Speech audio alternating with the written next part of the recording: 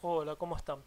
Bueno, lo que les traigo en esta clase es el estudio de el tercer componente de los que le había comentado las primeras clases, que es muy interesante ver cómo reaccionan a cuando se le aplica una fuente de corriente alterna. Recuerden que vimos el resistor. El resistor dijimos que era un componente pasivo porque si vemos cómo circula la corriente en el circuito respecto a la tensión, bueno, en el resistor van en fase. Después vimos el capacitor, vimos que el capacitor eh, reacciona de una forma distinta al resistor y lo que se observa en el osciloscopio es que la corriente se atrasa a la tensión, 90 grados, ¿no? Bueno, en el inductor ocurre algo parecido al capacitor, pero la corriente en vez de atrasarse, lo que va a pasar es que en forma práctica se termina adelantando. Vamos a ver el circuito que les preparé entonces. Estamos utilizando una fuente de 20 volt RMS. Recuerden, RMS los vimos en las primeras clases. Es el valor eficaz que tiene una forma de onda alterna como la que estamos utilizando para alimentar nuestro circuito. Entonces tenemos un inductor. Recuerden que el valor de la inductancia es el Henry, se marca con una H. Y en este caso su valor es de 1.2. Es un inductor de 1.2 Henry. La verdad que en la práctica siempre se encuentran valores bastante más chicos, pero bueno, este es un ejercicio teórico y lo quise acomodar como para que sea agradable para verlo, que sea fácil, que sean valores dentro de todo aceptables o que no les cueste tanto calcularlo. Y me interesa más el concepto a los resultados en sí. Entonces, ¿qué está pasando en este circuito? Bueno, yo estoy conectando la fuente de alimentación por medio de un multímetro configurado como corriente a un inductor y estoy utilizando un osciloscopio que es el elemento por excelencia para estudiar las señales de corriente alterna, en donde tengo el canal 1. Canal 1 lo vemos con color amarillo conectado a lo que sería la fuente de alimentación. Sigan este cable y vemos que acá el primer nodo es donde me estoy enganchando con canal 1 y el canal 2 de mi osciloscopio lo tengo conectado en este instrumento que tiene el multisim, este programa para simular circuitos electrónicos, que es una punta de prueba de corriente y lo que hace es mostrarnos cómo está circulando la corriente dentro de un circuito eléctrico. Bueno, entonces recordemos, señal amarillo, podemos ver abajo en el osciloscopio que es la tensión y lo que estaría en celeste lo tenemos en el canal 2. Entonces empiezan a aparecer cosas interesantes. Miremos la señal amarilla desde el comienzo y podemos ver, esperen que vamos a acomodarlo como para que inicie desde el centro y que nos quede más cómodo para hacer un seguimiento. Entonces estoy intentando poner en el eje 0 cuando arranca la tensión. Bueno, a ver si lo logro. A veces es un poquito complicado con lo que sería el tema del trigger, el disparo. Miremos entonces. Yo tengo en este punto donde estoy marcando con el mouse, donde inicia mi señal de corriente alterna. Acá tengo 0 volt. Recordemos, amarillo es la fuente de alimentación. Esta fuente de alimentación.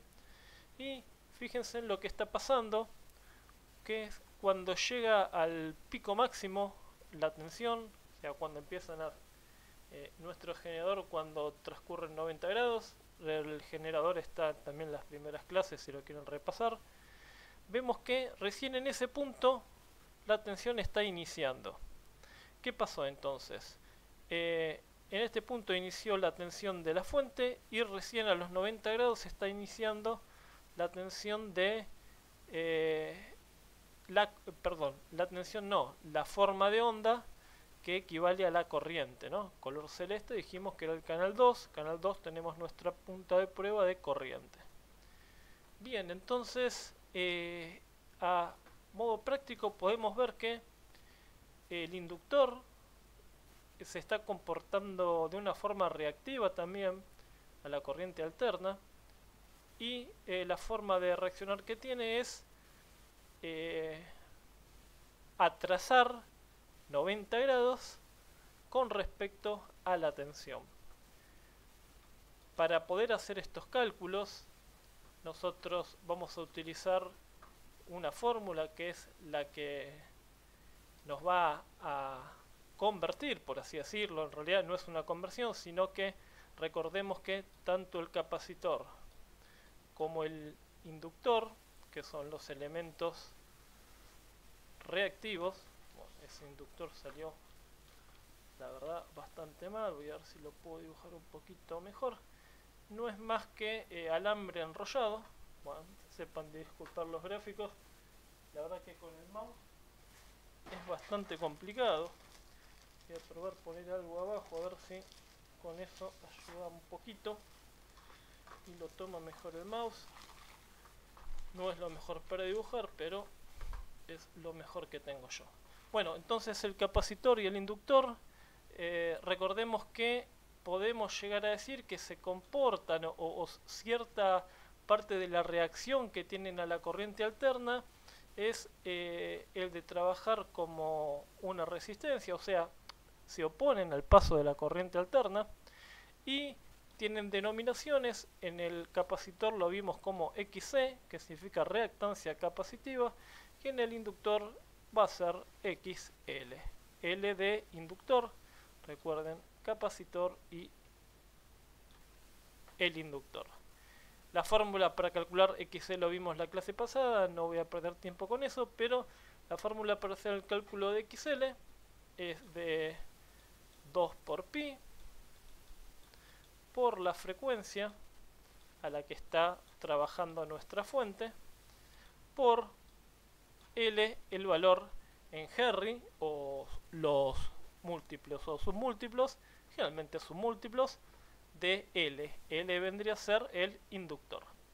Entonces, si nosotros ingresamos esta fórmula en la calculadora con los valores que tenemos en nuestro circuito, para eso vamos a superponer el circuito a la calculadora, lo que vemos es que tenemos el siguiente cálculo. Dijimos que el XL es 2 por pi, pi lo tenemos ahí, por la frecuencia.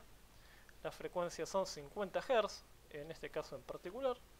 Vamos a multiplicarlo por la frecuencia y quedaría multiplicarlo por el valor de la inductancia en Henry. En este caso es 1,2 Henry, entonces vamos a poner 1,2. 776,99, 777 ohms es el valor en ohms que tiene el inductor cuando se le conecta a esta fuente de corriente alterna en particular. Recordemos que en la fórmula ese valor va a estar condicionado por lo que sería la frecuencia, ¿no? O sea, no tanto la tensión, en realidad la tensión no influye en esta fórmula, pero sí la frecuencia. ¿Qué quiere decir esto? Y bueno, que si yo cambio la frecuencia de mi generador, ese valor de oposición en ohms que presenta el inductor también va a cambiar. Esa es entonces la reactancia inductiva. Bueno, para calcular la corriente que demandaría de la fuente una resistencia de 377 ohms, lo que utilizamos es la ley de Ohm, esta fórmula a la que siempre recurrimos. Entonces vamos a hacer 20 volt divididos el resultado que teníamos, el valor de XL, y nos da 53,05 a la menos 3 o miliamper, porque estamos calculando corriente. Bueno, acá el multímetro nos marca 52,36, es por los decimales que estamos usando. está muy bien, es a fines prácticos despreciable la diferencia. Entonces, ¿qué vimos hoy? Bueno, que hay un componente que se llama inductor, tiene muchas aplicaciones, aplicaciones mucho en lo que es sistemas de radio, osciladores, filtros. Es un elemento que se utiliza mucho en las fuentes switching de las PCs, también están presentes, hacen una función muy importante. Entonces el estudio lo que nos mostró es que no es más que alambre de cobre enrollado, que puede ser sobre un núcleo, puede ser en el aire, y que cuando le conectamos ese componente a una fuente de corriente alterna, empieza a comportarse de forma de cómo lo hacen los componentes reactivos, ¿no? ¿Cómo? Bueno, generando efectos sobre la corriente con respecto a la tensión. En este caso, lo que está pasando, para repetir y darle un cierre al tema, es que la corriente se está atrasando, o sea, arranca la tensión y a los 90 grados recién arrancaría la corriente. Entonces hay un atraso de la corriente con respecto a la tensión de 90 grados.